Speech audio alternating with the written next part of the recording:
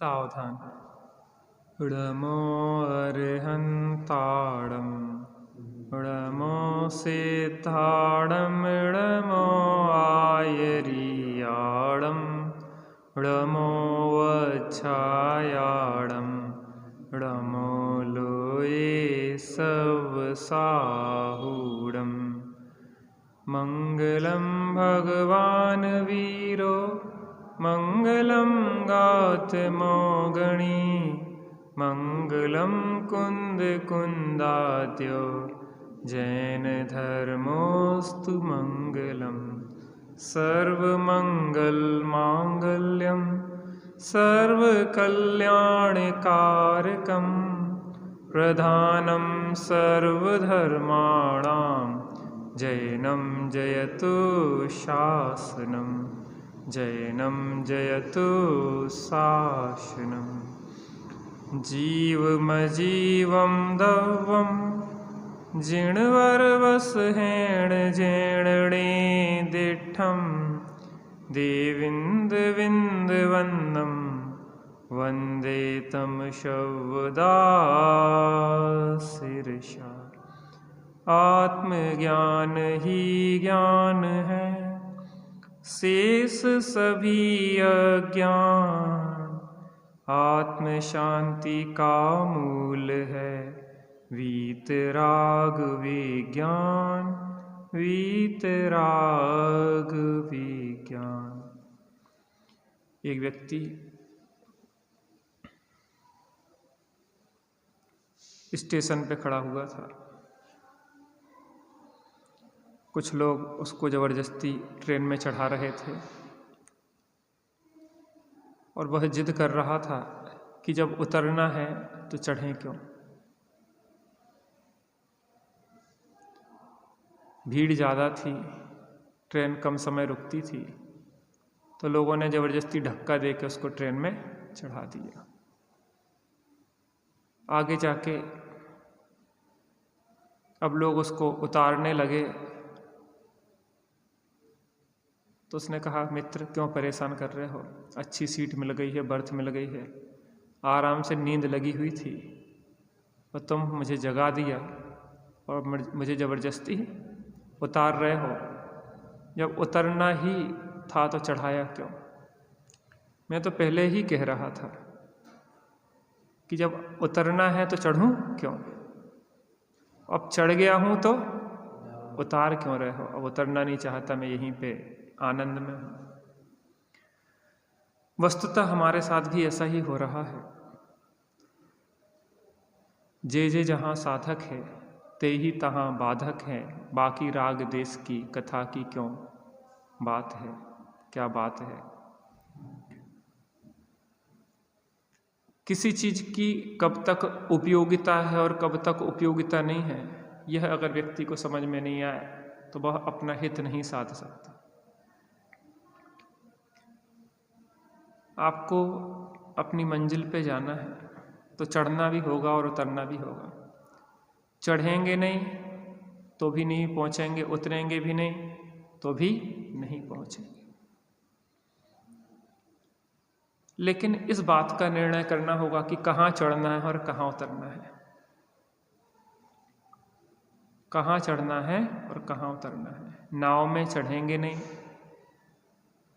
तो भी अपनी मंजिल तक नहीं पहुंचेंगे। नाव में बैठे ही रहे, आगे जाके तट पे उतरे नहीं तो भी मंजिल में नहीं पहुंचेंगे। और बीच रास्ते में ही उतरने की जिद कर लें तो भी मंजिल पे नहीं पहुंचेंगे। कोई व्यक्ति सीढ़ियों से छत पे पहुंचता है तो सीढ़ियों पे चढ़ना भी जरूरी है और सीढ़ियों का मोह छोड़ के छत पे पहुंचना भी जरूरी है। पहली सीढ़ी पे हैं तो दूसरी सीढ़ी प्रयोजनवान है और पहली सीढ़ी अप्रयोजनभूत हो जाती है। फिर पहली सीढ़ी का मोह नहीं रखना चाहिए और अंतिम सीढ़ी पे पहुंच के सीढ़ियों का मोह नहीं रखना चाहिए, छत पे पहुंच जाना चाहिए। ऐसे ही हमारे मुक्ति मार्ग में हमें व्यवहार के अवलंबन की ज़रूरत पड़ती है, देवशाद गुरु जिनवाणी की अवलंबन की ज़रूरत पड़ती है। लेकिन वहीं तक जब तक हम स्वरूप में नहीं पहुँचे। स्वरूप में पहुँचने के लिए अंतिम बाधा हमें वह देवशाद गुरु के प्रति राग, वह तत्वों का भेद विज्ञान संबंधी विकल्प ही अंतिम बाधा होती है, क्योंकि वह भी विकल्प चलता रहा, मैं शुद्ध हूँ बुद्ध हूँ, तो भी निर्विकल्प दशा नहीं होती। ऐसा मानता है कि व्यवहार धर्म बंध मार्ग है। 57 पेज पे बंध मार्ग होने के साथ ही साथ वह आत्मोन्नति के मार्ग में निचली भूमिका में यथा पदवी प्रयोजनमान भी है, परंतु उपादेय नहीं है। देवशाद गुरु के प्रति राग, भक्ति आदि भाव जो है वह क्या है, बंधन ही करता है, और वह आश्रय भाव है, वह धर्म संबंध निर्जरा रूप नहीं है। तो क्या कह रहे हैं, आत्मोन्नति के मार्ग में निचली भूमिका में यथापद भी प्रयोजनमान है, लेकिन अगर उनमें नहीं लगे तो हम कहाँ गिर जाएंगे, पाप की गर्त में गिर जाएंगे। इसलिए उनमें लगना भी है, लेकिन उनके प्रति मोह भी नहीं रखना है और उन्हें उपादेय नहीं मानना है। यह विचार करना है। एक जिनवाणी स्तुति ब्रह्मचारी रविंद्र जी साहब ने लिखी है, ज्ञायक महिमा सुनते सुनते निज ज्ञायक में जीवन होवे, निज ज्ञायक में ही रम जाऊं और सुनने का भाव विलय होवे। ज्ञायक महिमा सुनते सुनते निज ज्ञायक में जीवन, उस ज्ञायक में ही जीवन हो जावे, और निज ज्ञायक में जब मैं रम जाऊंगा तो सुनने का भाव भी विलय को प्राप्त हो जाएगा। नरक के डर से अथवा स्वर्ग आदि के लोभ से होने वाला कार्य धर्म कार्य नहीं हो सकता। आत्म स्वभाव में लग जाने, ठहर जाने की भावना से प्रेरित कार्य को ही व्यवहार में धर्म कार्य कहा जाता है। नरक के डर से या स्वर्ग आदि के लोभ से हम धर्म में लग रहे हैं, तो ये तो व्यापार हो गया। भैया नरक चले जाएंगे पाप करेंगे तो, नरक नहीं चले जाएंगे। जिस समय हमने पाप भाव किया उस क्षण हम नरक में ही जी रहे हैं। हमने सप्त व्यसन रूप भाव किया, शराब पीने का भाव किया, वेश्या सेवन का भाव किया, परस्त्री सेवन का भाव किया, मांस भक्षण करने का भाव किया, किसी को सताने मारने का भाव किया, उस समय हम नरक में जी रहे हैं। क्या? क्योंकि उस समय जो परिणाम हमारे हैं वह अत्यंत कठोर और निर्दयी हैं, और निर्दयी कठोर परिणाम किसी दूसरे को नहीं, हमें स्वयं दुख दे रहे हैं। लोक में तो जब हमारा कोई विचार कृत रूप में परिवर्तित हो जाता है तब लोक में दंडनीय माना जाता है। जब हमारा विचार कृत्य रूप में परिवर्तित हो जाता है तब समाज या राज्य व्यवस्था उसको दंड देती है, लेकिन धर्म व्यवस्था कहती है आत्मा में जहाँ मोह राग देश की उत्पत्ति हुई वहीं हिंसा हो गई। मारना तो तुम्हारे हाथ में नहीं है, क्योंकि उसका आयु कर्म हो, तुम लाख प्रयत्न करो। मैंने बचपन में एक कहानी पढ़ी थी। एक व्यक्ति एक ट्रेन के बोगी में था, अकेला था, एक मच्छर था उसके साथ, और पूरी ट्रेन वो मच्छर उसको परेशान करता रहा। वो उसको मारने का प्रयत्न करता रहा उस मच्छर को, लेकिन मार नहीं पाया, क्योंकि मच्छर का आयु कर्म हो तो तुम क्या मारोगे, लेकिन तुमने मच्छर को मारने का भाव किया, उस मारने के भाव से तुम्हारा भाव मरण तो हो ही गया। एक तो स्वरूप में नहीं रहे, स्वभाव का घात हो गया। दूसरा, तुमने जो मारने का क्रूर परिणाम किया, उस मारने के क्रूर परिणाम ने तुम्हें दुख दिया कि सुख दिया? क्या दिया? तो हमने अगर नरक के डर से पाप नहीं किए तो वो तो बहुत बाद का सौदा हुआ, लेकिन अभी हम अगर जो मारने का भाव कर रहे हैं, बुरे कृत्य कर रहे हैं, उससे हमारे परिणाम दुखी हो रहे हैं, हम दुखी हो रहे हैं, तो हमारा क्या होगा? हानि ही होगी।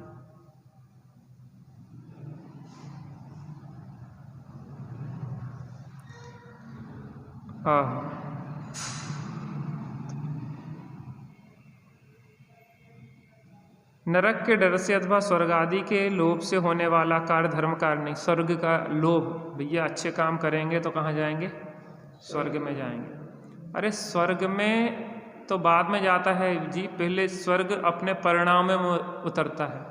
यहाँ प्रेम से रहेंगे, दूसरों का भला का भाव रखेंगे, तो वो जो प्रेम से रहना, भले के भाव रूप रहना, तो स्वर्गों में क्या होता है? प्रेम से रहते हैं। आप और हम यहाँ प्रेम से रह रहे हैं तो हम स्वर्ग में ही जी रहे हैं। हम स्वर्गीय होगा, स्वर्गवासी। मेरा घर है स्वर्ग से सुंदर। कहाँ जी रहा है? स्वर्ग में ही जी रहा है कि नहीं जी रहा? श्रीमद जी कहते हैं कि वस्तुतः परिणाम ही गति है। जैसे जी परिणाम करता है, जब वो उस गति में जी रहा है, बहुत क्रूरता कठोरता के परिणाम कर रहा है तो नरक में जी रहा है। अच्छे भाव कर रहा है, बहुत स्वर्गों में जी रहा है। मध्यम अच्छे भाव कर रहा है तो मनुष्य में जी रहा है। और मायाचारी आदि मक्कारी के भाव कर रहा है तो पशुता में जी रहा है। यहीं जीते रहते हैं हम हर क्षण। अपने परिणामों को देखें और परिणामों को उत्तरोत्तर वृद्धिंगत करें, अच्छे करें। और वस्तुतः बात तो यह है कि हम उनसे भेद विज्ञान करते हुए सभी समस्त स्वभावों से अंतर्मुख के जब आत्मा को उपलब्ध करेंगे, तब वास्तव में हमें शांति, आनंद और निराकुलता का वेदन हो। आत्म स्वभाव में लग जाने, ठहर जाने की भावना से प्रेरित कार्य को ही व्यवहार से धर्म कार्य कहा जाता है। आत्म स्वभाव में लगने की भावना रखें और उस आत्म स्वभाव में स्थिर होने के लक्ष्य से जो भी व्यवहारिक कार्य किए जाएंगे, वो समस्त धर्म कार्य नाम प्राप्त करेंगे व्यवहार से। कसाय के नाश का उपाय अपने आत्म स्वभाव का अनुभव करना है। जितना कसाय का अभाव होता है, उतना परमात्म पने के नजदीक होता जाता है। और जब कसाय का सर्वथा अभाव हो जाता है, तब परमात्मा हो जाता है। यही धर्म है, यही वस्तु स्वभाव है। कसाय के नाश का उपाय अपने ज्ञान स्वभाव का अनुभव करना है। देखो, कर्मों का नाश करना है, कर्मों का नाश करना है तो कर्मों से कोई लड़ाई नहीं करना है। भजन आता है, मोक्ष के प्रेमी हमने कर्मों से लड़ते देखे, मखमल पर सोने वाले कांटों पर चलते देखे। लड़ाई कैसी है? जे कहीं बाहर की लड़ाई नहीं है, जे अंतः की लड़ाई है। अपने विकारों से, अपने क्रोध आदि कसायों से, अपने वासनाओं से, इनसे लड़ना है। बाहर में जो लड़ता है वो वीर कहलाता है, लेकिन अपने विकारों से जो लड़ के विजय हो जाता है वो क्या कहलाता है? महावीर कहलाता है। दूसरों से लड़ाई क्या लड़ना है? ये मेरा है, ये तेरा है, ये भाव है बुरा, सबको जो अपना मान ले मानव बही खरा। अपनी कसायों को मार ले बस हो गया भजन, आदत बुरी सुधार ले बस हो गया भजन। मन की तरंगे मार ले बस हो गया भजन, आदत बुरी सुधार ले बस हो गया भजन। क्या कह रहे हैं? कसाय के नाश का उपाय अपने ज्ञान स्वभाव का अनुभव करना है। किसका अनुभव करना है? ज्ञान स्वभाव। अपने को ज्ञान रूप देखना है, अपने को ज्ञाता अनुभव करना है। तो इससे क्या होगा? कसायों का नाश होगा। जितना कसाय का भाव होता है, उतना परमात्मा पने के नजदीक होता जाता है। भगवान बनना यहीं से शुरू हो जाएगा आपका। जितनी कसाएं हैं वो हमें संसार में ढकेलती हैं। जितनी जितनी कसायों का अभाव होता है, जीव उतना उतना ऊपर की ओर उठता चला जाता है। पापों से उठता है तो निगोध सबसे नीचे निगोध है, निगोध से ऊपर आ गया, फिर नरक से ऊपर आ गया, फिर मनुष्य, और ऊपर चला जाता स्वर्ग, और सबसे हल्का हो जाता है तो मोक्ष, ऊर्ध्वता को प्राप्त होने लग जाता है। कैसे? कसायों के नाश से। जितना कसाय का अभाव होता है उतना परमात्मा के नजदीक होता जाता है। जब कसाय का सर्वथा अभाव हो जाता है तब परमात्मा हो जाता है।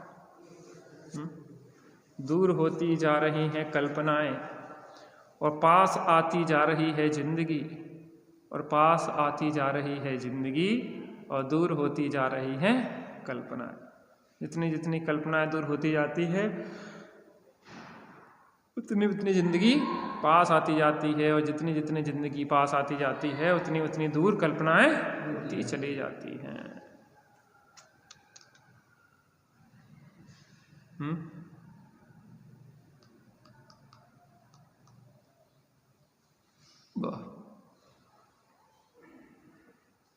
और जब पूरी कल्पनाएं दूर हो जाती हैं तो पूरी जिंदगी पास चली जाती है। और यही धर्म है और यही वस्तु का स्वभाव है। पूर्ण स्वरूप में स्थिरता हो जाती है, अब कहीं भटकना नहीं है। प्रभु जी अब ना भटकेंगे संसार में, अब अपनी अब अपनी खबर हमें हो गई। प्रभु जी अब ना भटकेंगे संसार में, अब अपनी अब अपनी खबर हमें हो गई। भूल रहे थे निज वैभव को, पर को अपना माना। भूल रहे थे निज वैभव को, पर को अपना माना। विष सम पंचेंद्री विषयों में ही सुख हमने माना। विष सम पंचेंद्री विषयों में ही सुख हमने माना। पर से भिन्न लखूं निज चेतन हो, पर से भिन्न लखूं निज चेतन, मुक्ति निश्चित होगी।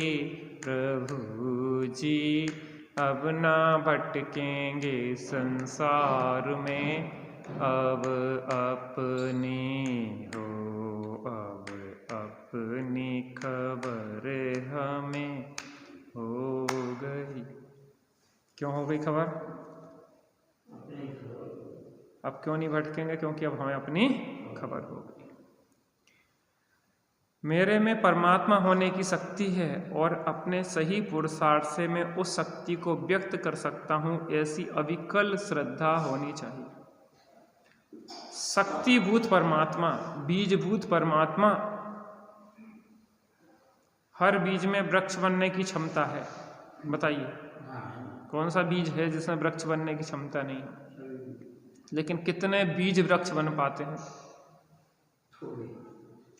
आप ये सोचो कि एक बीज से एक वृक्ष बना बट का, उस एक बट में कितने बीज निकलते होंगे? असंख्यातों उसमें निकले। अब वो अगर पूरे बो दिए जाएं तो कितने पेड़ हो जाएंगे? असंख्यातों पेड़ हो जाएंगे। और कितने बट के वृक्ष हैं यहाँ पे? बहुत है। लेकिन हर बीज में वृक्ष बनने की सामर्थ्य होते हुए भी हर बीज वृक्ष नहीं बन पाता। बन पाता है क्या? ऐसे ही सभी जीवों में बीजभूत परमात्मा है, लेकिन हर जीव परमात्मा नहीं बन पाता। परमात्मा कौन बनता है? जो अपने बीजभूत परमात्मा शक्ति को पहचान के अपने उपयोग को आत्म केंद्रित करता है, तो वो क्या होता है? पर्याय में परमात्मा बन जाता है।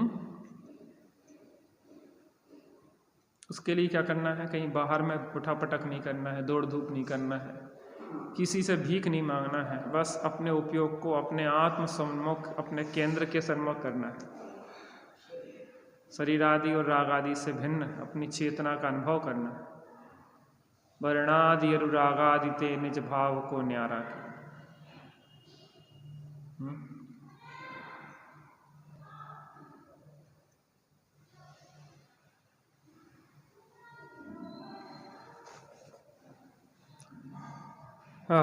मेरे में परमात्मा होने की शक्ति है और अपने सही पुरुषार्थ से मैं उस शक्ति को व्यक्त कर सकता हूँ।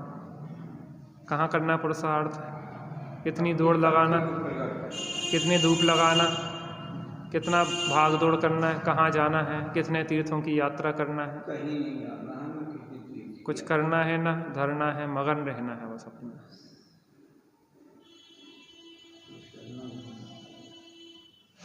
कर्तृत्व भाव छोड़ना है। जो करता है सो मरता है।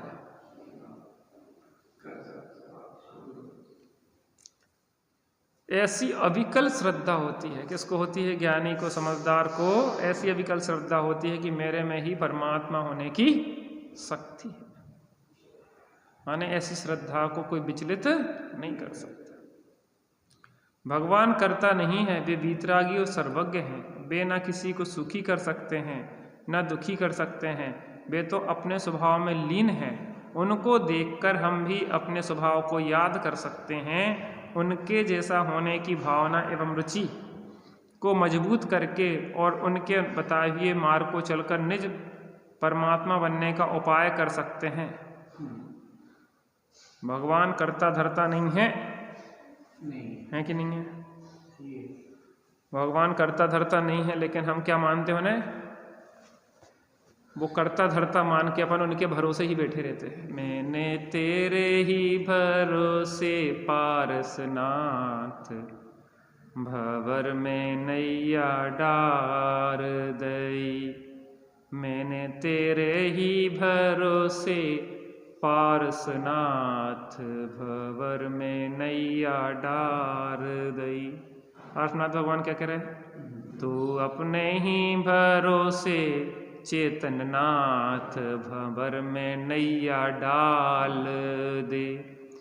मेरे भरोसे पड़ा रहेगा तो संसार में डूब जाएगा। हाँ, हम इंदौर में कैसा जाते हैं, उधर नौकरियां मंजूर करते हैं, और उसमें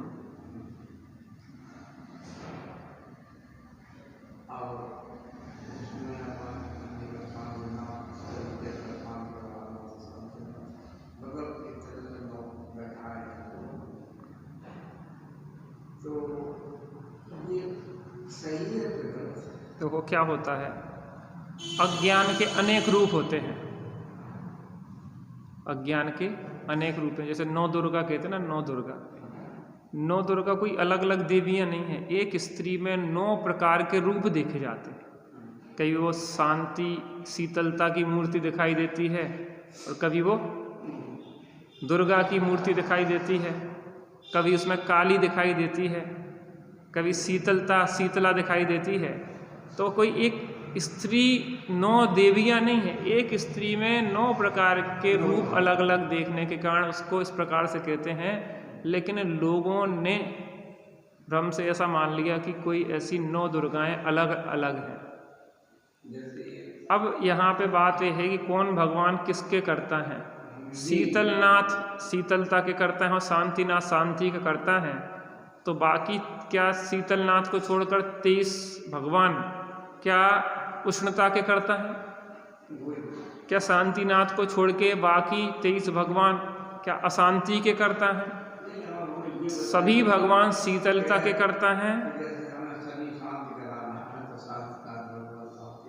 देखो क्या है, लोग कहते शनिचर लगा है तो मुनि सुब्रतनाथ भगवान को मानो, क्योंकि मुनि सुब्रतनाथ भगवान की पूजन करने से शनिचर ग्रह शांत हो जाता है। हम जे कह रहे शनिचर ग्रह है क्या आखिर?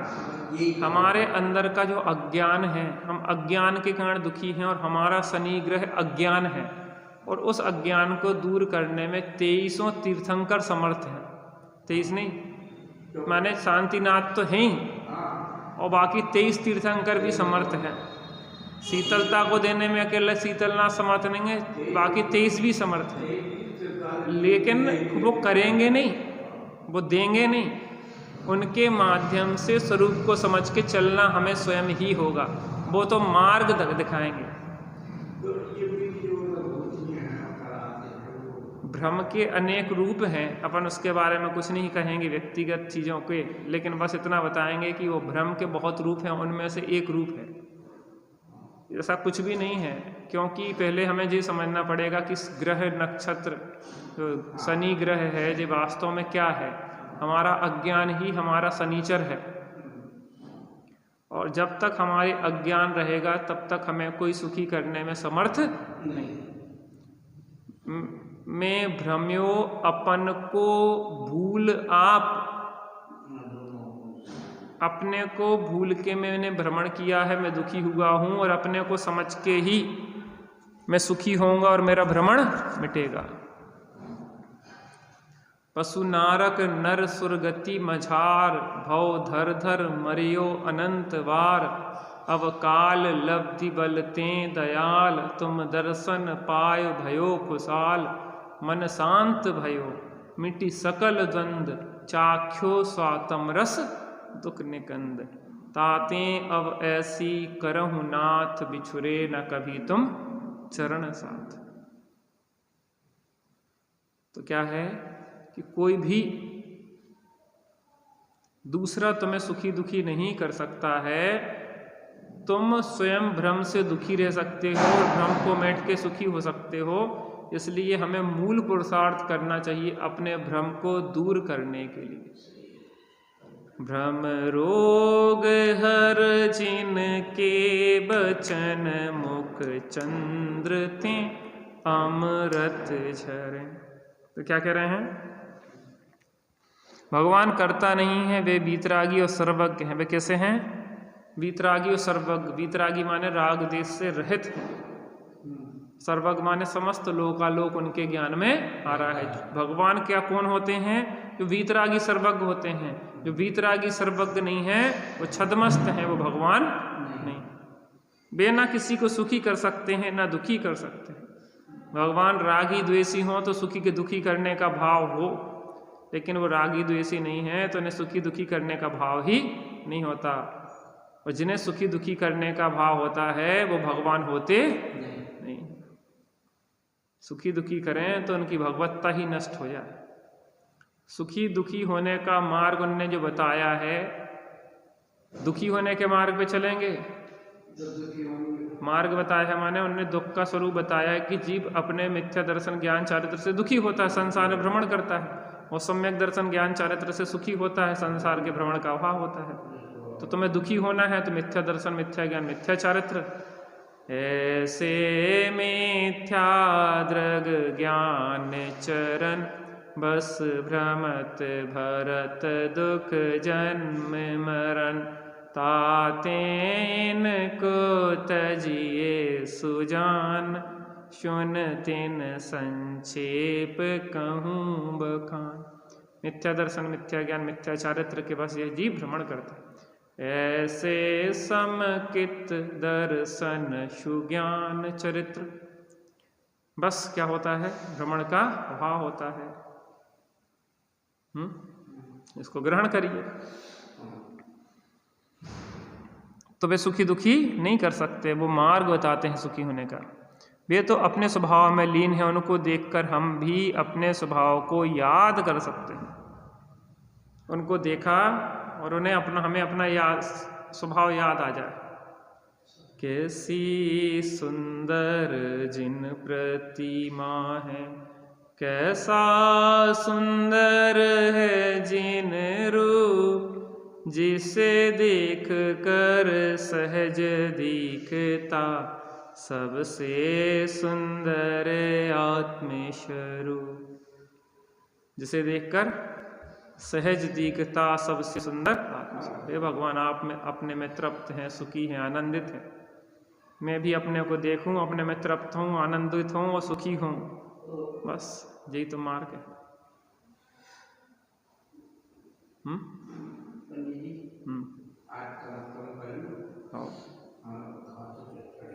हाँ, तुम्हें बुखार उतार दिया तो चिंता क्या कर रहे? जिनवाणी सुनने से बड़े बड़े मिथ्यात्व के बुखार उतर आते हैं।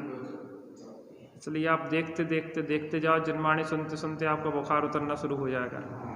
बस आप अपने अंदर फीलिंग करो कि मैं स्वस्थ हो रहा हूँ। मैंने सुन रहा था दृष्टांत कि एक व्यक्ति को गुरुजी ने कहा, क्या तुम बहुत बीमार हो, कमज़ोर हो? कहले क्या करें गुरुजी, बहुत कमज़ोर है। कहले कमज़ोर हो नहीं, तुमने खुद ऐसा सोचा है कमज़ोर कमज़ोर तो हो गए। तुमने क्या क्या संकल्प में, भावनाओं में इतनी शक्ति होती है? नहीं होती है। अगर आप कोई व्यक्ति अंदर सो के उठा, उससे कहा आज तो बहुत मौसम ठंडा है, बर्फ सी गिर रही है आज तो वो रजाई में धोखा धोखा कांपने लग जाता है। होता कि नहीं होता? वो किसी व्यक्ति से कहो कि आज तो सुबह से बहुत तेज़ धूप निकली आई भैया, तो वहीं बैठा बैठा उसको गर्मी सी लगने लग जाती है। तो मुख्यता से व्यक्ति को अपनी कल्पनाओं के आधार पे प्रभावित होता है। क्या पे होता है? जो अपने को आत्मा देखता है तो बुखार किसको हो रहा है? उद्गल को। तो अपन जानो कि शरीर को जो हो रहा है तो अपन जान रहे। थोड़ी देर के लिए आप भेद विज्ञान करके देखो, इसी स्थिति में बहुत अच्छा अवसर है कि जिसको ठंड लग रही है, जिसको बुखार आ रहा है, हम उससे भिन्न दूर बैठे हम उसको जान रहे। ठंड, बुखार, गर्मी, सर्दी, भारीपन जो भी लग रहा है आपको, उससे भिन्न देख के अपने को पृथक देखने का अनुभव करें। ऐसे में शरीर छूट भी जाए तो ऐसा लगे कि कोई दूसरा छूट रहा है, अपना कुछ नहीं हो रहा। आप जो सोचो कि हमें कुछ नहीं हो रहा, हमें कोई कंपन नहीं हो रहा, हमें कोई घबराहट नहीं हो रही, कोई बेचैनी नहीं हो रही, अपने आप धीरे धीरे शरीर उस अनुकूल ढलना शुरू हो जाएगा। आपका कंपन दूर हो जाएगा, आपकी घबराहट बेचैनी दूर हो जाएगी और आप सहज होना शुरू हो जाओगे। आप जितना सोचोगे काँप रहे तो काँपोगे, और सोचोगे कि हम नहीं, कुछ नहीं, हम जान रहे हैं कुछ नहीं हो रहा, बिल्कुल स्वस्थ हैं, हम एकदम फिट हैं। अभी यहाँ पे आपको पता पड़े कि आपकी 1 करोड़ की लॉटरी लग गई, अभी आपको जाना है यहाँ से 500 किलोमीटर दूर, तो आदमी को क्या जोश आ जाएगा, भागता दौड़ता चला जाएगा। व्यक्ति की सोच से ही प्रभाव पड़ता है बहुत बड़ा।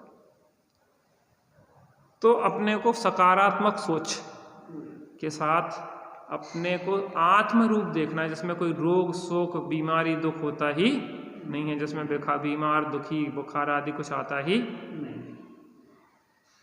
आत्मा हूँ, आत्मा हूँ, आत्मा मैं सदा ज्ञायक स्वभावी आत्मा।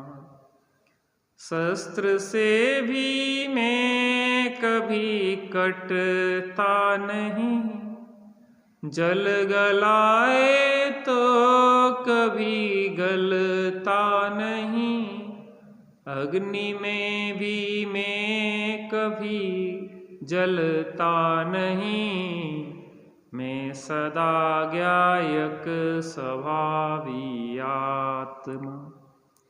तो क्या कह रहे हैं? वे तो अपने स्वभाव में लीन है, उनको देखकर हम भी अपने स्वभाव को याद कर सकते हैं।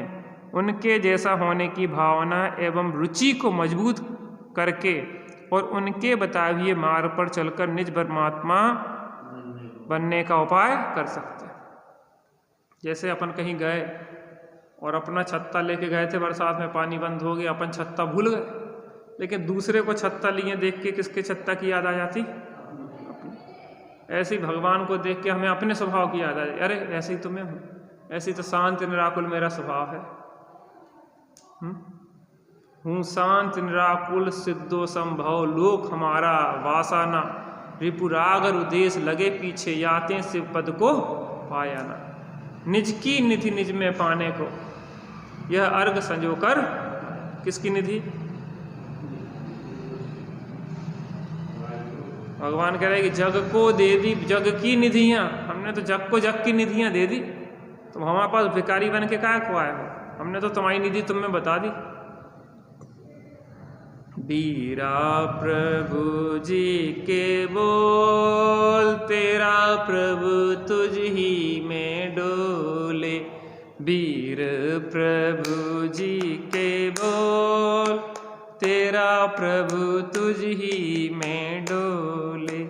क्यों जाता गिरनार, क्यों जाता काशी, क्यों जाता गिरनार, क्यों जाता काशी। घट ही में है तेरे घट घट का वासी, घट ही में है तेरे घट घट का वासी। अंतर का कोना टटोल टोल टोल टोल, अंतर का कोना टटोल, तेरा प्रभु तुझ ही में डोले। वीर प्रभु जी के बोल, मेरा प्रभु मुझ ही में डोले। तो क्या करते हैं, उनके द्वारा बताए हुए मार्ग पर चलकर हम क्या बनते हैं, परमात्मा बन जाते हैं। इस प्रकार यह सब निर्णय जिसका ऊपर वर्णन किया चौथे गुण स्थान में होता है। यहीं से मोक्ष मार्ग या धर्म मार्ग की शुरुआत होती है। आगे भी इस पर और विचार करेंगे। धर्म का प्रारंभ होता है चौथे गुण स्थान में, गृहस्थ में ही। गृहस्थो मोक्ष मार्गस्थो निर्मोहो नैव मोहवान। घर में रह के भी क्या होता है, मोक्ष मार्गी जीव गृहस्थ बन जाता है और मोही मुनि से सम्यक दृष्टि गृहस्थ श्रेष्ठ होता है। तो यहाँ कह रहे हैं कि यहीं से आप जहाँ पे हो वहीं से अपने धर्म के मार्ग में बढ़ने का प्रयत्न करो। उससे क्या होगा, आपके जीवन में यहीं से अतीन्द्रिय आनंद शुरू होगा। अतीन्द्रिय आनंद जहाँ प्राप्त होगा तो फिर उसको बढ़ाने का निरंतर प्रसार चलेगा। और एक दिन ऐसी दशा होगी, रहिए अनंतानंत काल यथा तथा शिव परिणय। मोक्ष में जाके अनंतानंत काल के लिए हम क्या होंगे, स्थिर हो जाएंगे और सुखी हो जाएंगे। आत्म राम आत्म राम, आत्म राम आत्म राम। तू ही है ज्ञाता दृष्टा, तू ही है, मैं ही हूँ ज्ञाता दृष्टा, मैं ही हूँ, मैं ही हूँ सुख निधान। आत्म राम आत्म राम, आत्म राम आत्म राम। जग में साचो शरण धाम।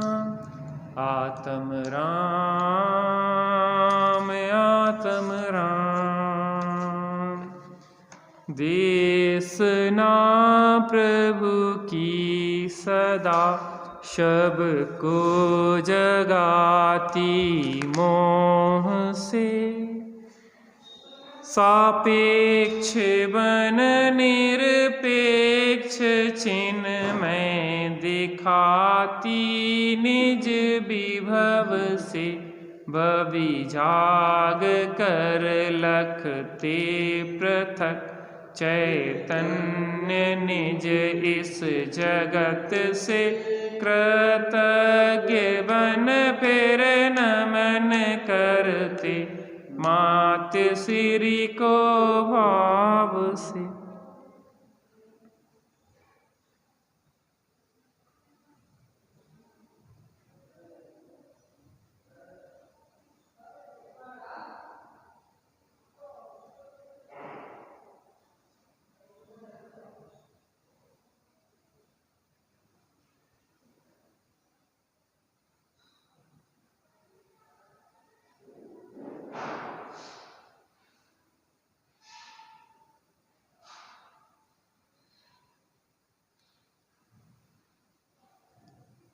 द्वादशांगिन माता की जय, महाचैन धर्म की जय, पंच परमेष्टि भगवान की जय।